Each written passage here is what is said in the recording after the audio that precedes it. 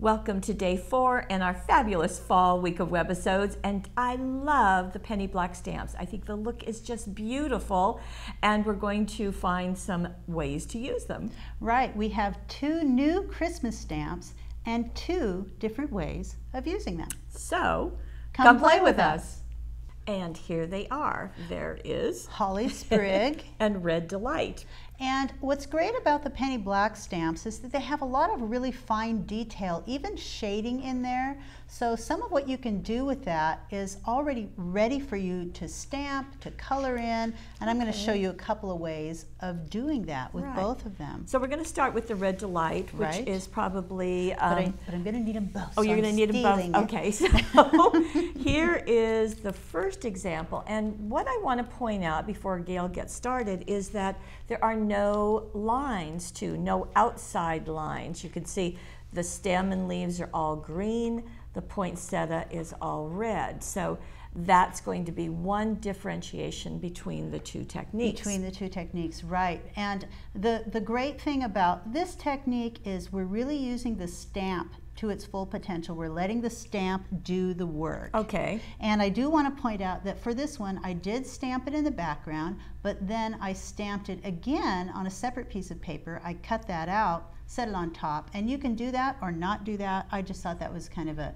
fun way to get a little bit of depth there. There's more dimension to it, right. So, okay, so get us started. Now, the paper that you used. The paper that I used here is the silky papers. Okay. And I did that because I wanted just a little bit of smoothness. Now, the second project we see is going to use watercolor papers, more suited to watercoloring.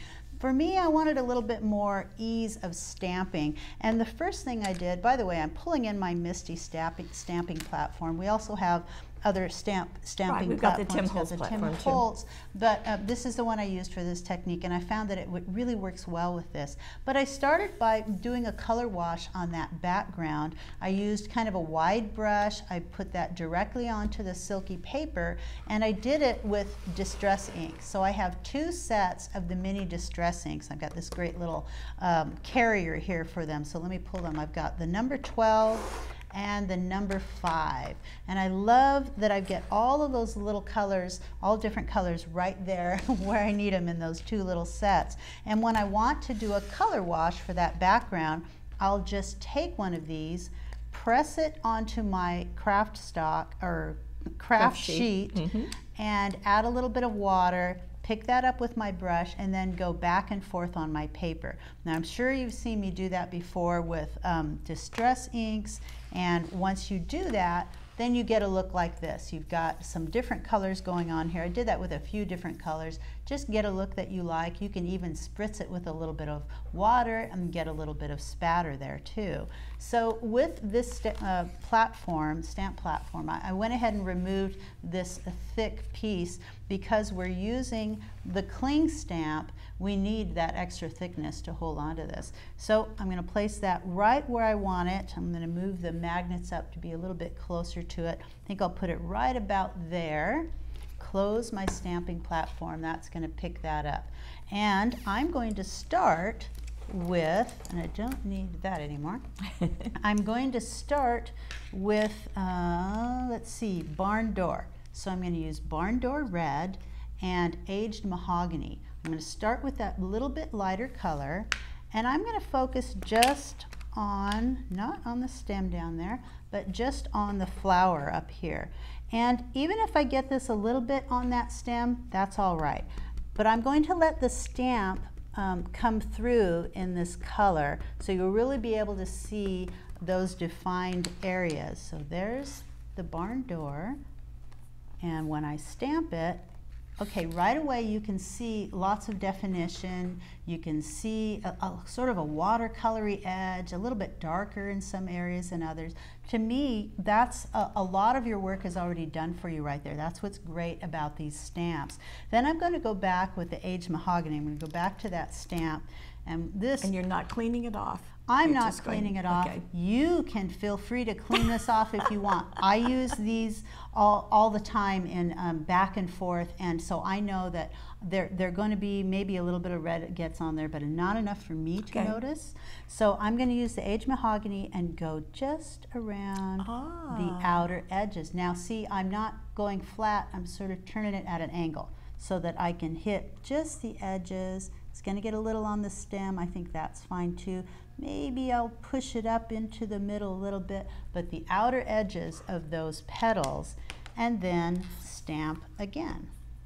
And this time, when I pull it off, now I've got some shading going on. And I can do that a couple of times. I can even go back and add a little bit more, let me stay on there, add a little bit more red if I want to get a little darker. And I did that a couple of times. I added a little more red, I added a little darker out on the edges, and the more you do, the more definition you start to see.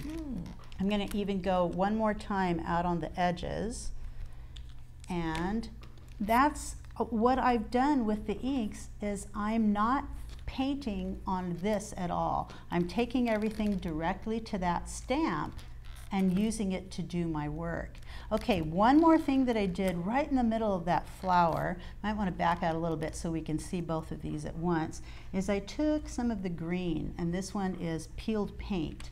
Now I'm going to put a little bit of that right on my craft sheet, and then I'm going to use the brush and a little bit of water, just a little bit, to pick up some of that ink.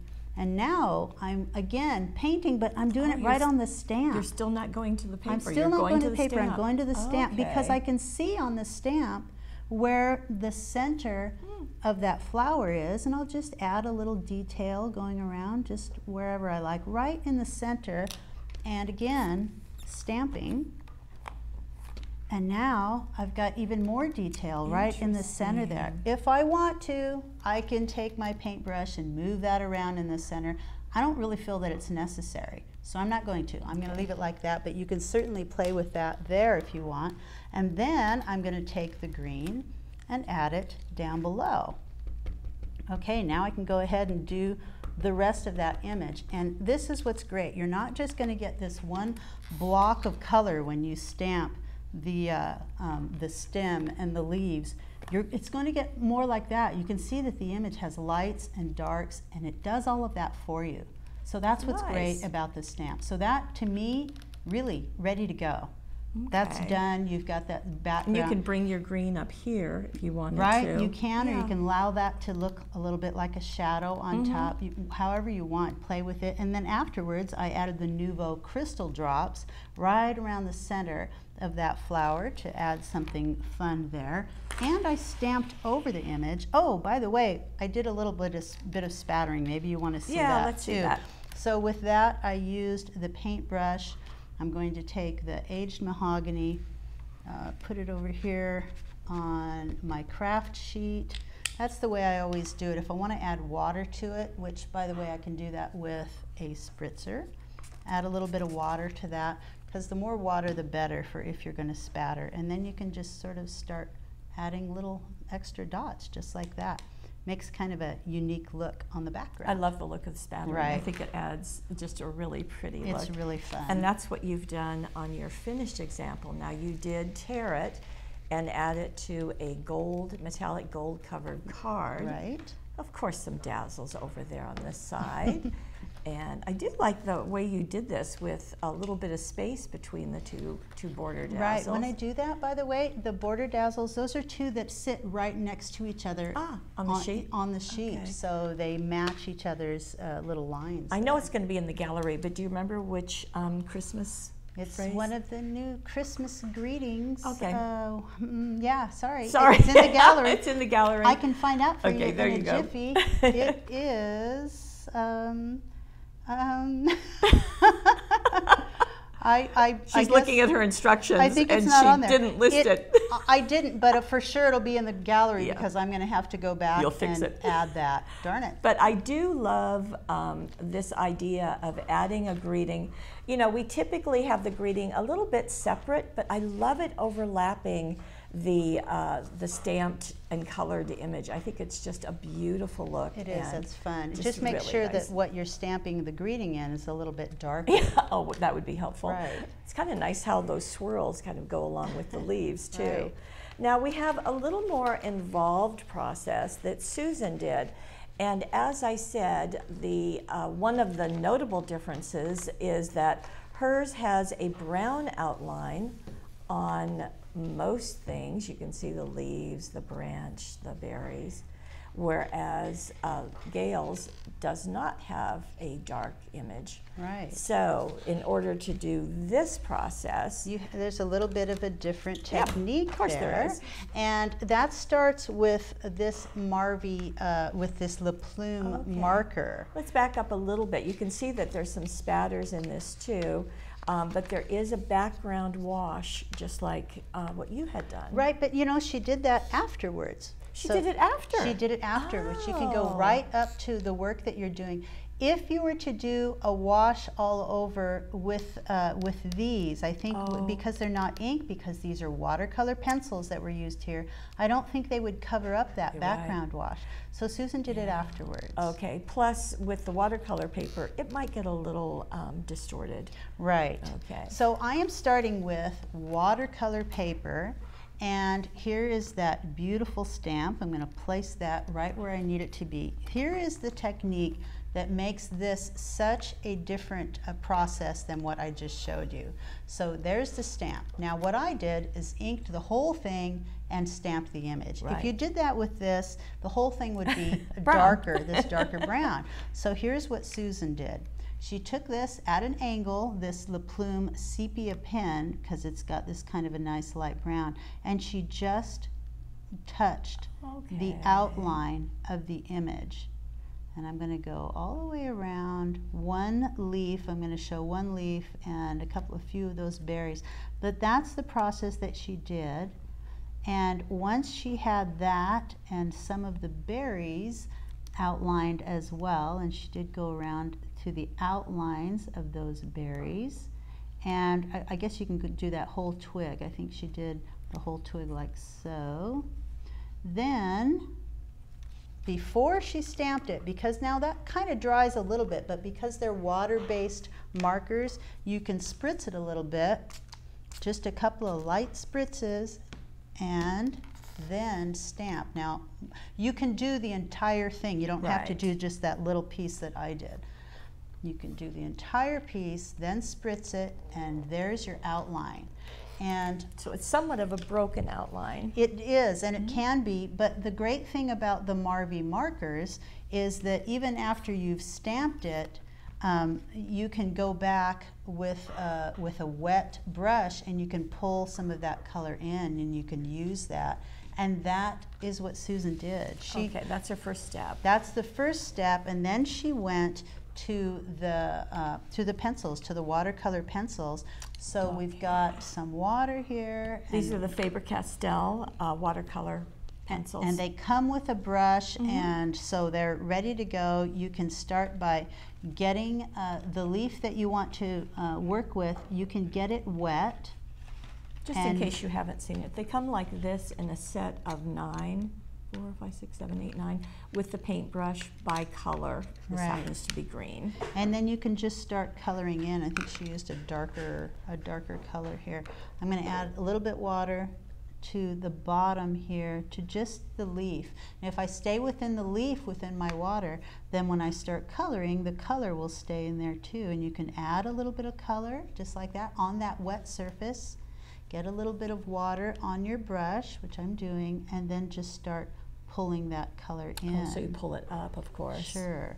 So you can do it that way. There's a few different ways of adding color with these watercolor pencils. Another way is to just get the color of the paint directly from the pencil, like that, onto the brush. And that adds color as well. And she just worked around and added color. That's a little bit blue. Yeah, I'm going to add a little bit green, but you can definitely mix the colors to get just the look that you like.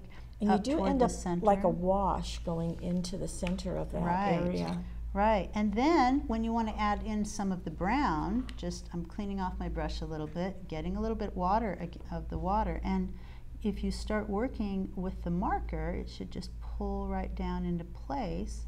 You can really get it to start coming in again. You could also pick up that marker and work right on the wet paper. Oh, you can see it starting to bleed. Right, and then start pulling that in again with the water to really get it working in to just a little bit, and add the different colors as needed.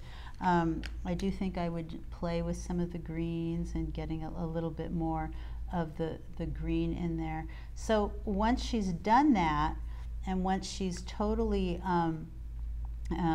painted that leaf in just the colors she wants, and just adding lots of color in there, just like that, then she went back in and she sort of sketched in the lines, the veins, and you can use the pen to do that. That's a really pretty easy process. Use the Marby marker to add that in. I think another way to do this is if you were to leave this in the Misty, you could go across the lines, and you can see them on the stamp right where those veins are, and you can just add the veins in that way, and that'll get a little bit darker. If I were to if I were to let this dry before I started again with the marker, it would be even darker. If I were to go on a darker area, it's going to be a little darker. This picked up some water, so now it's a little lighter. But that's how Susan did it. She just sort of kept working on it until she got just the colors that she wanted on there. And then she also went back in and did the berries with the red. You can really get a pretty striking red color if you go directly, take the paint directly from the pencil like that. You can really get some nice color that way, or get the pencil wet and use the pencil and really get a nice dark color. Bright. Yeah, but always leave like a little bit of white, because that's going to be your highlight where the berries are. So that's fun, adding the extra color in like so. To do the background, she used blue, and she said that she used a larger brush, so you can find a nice blue. She did use more than one set, so I'm sort of working with the set that I have sitting here, but I can get a little water right on the brush and get a nice light wash and start going into the background just like that. With a larger brush, start adding a wash in the background. And that's really simple to do. That doesn't look as hard as it sounded. Oh no, no, that's easy. So I'm picking up, I used the pen, the pencil, I got a little water, got a wash, and then just started adding it right where I want it. Just start laying your color. And it's okay to let it just sort of float out into the distance there. You've got a wet back, you can get it wet first, and it will really just bleed into that background really simply. It really makes it stand out, doesn't right. it? So then splatters on the back, on the background, and I'm going to try this, use the Marby marker and just sort of, yeah, that does it a little bit. That'll leave you a little bit of splatter there. I can see a little bit, there we go, a little bit going on there. But so you can get those spatters. Another way to get the white spatters that you see on the card. Let me show the white, because right. I think that's really pretty. Almost like snow going on there. And that was done with the Ken Oliver Chalky Base Paint. So just pick up a little bit of the paint on your brush and do that same little technique just like open that. It up? Sure.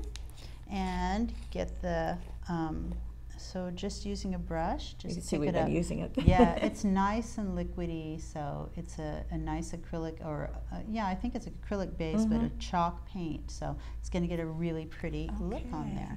So pretty nice to see a couple of different versions. We'll back up a bit so you can see them again, and either is perfect with either stamp or with any of the penny black stamps or other stamps. Right. That works just really, really well. So really fun. Yes, please join us tomorrow for our last day, but it's a day not to be missed. Oh yeah, it's nice and bright shiny. It is. We'll see you then.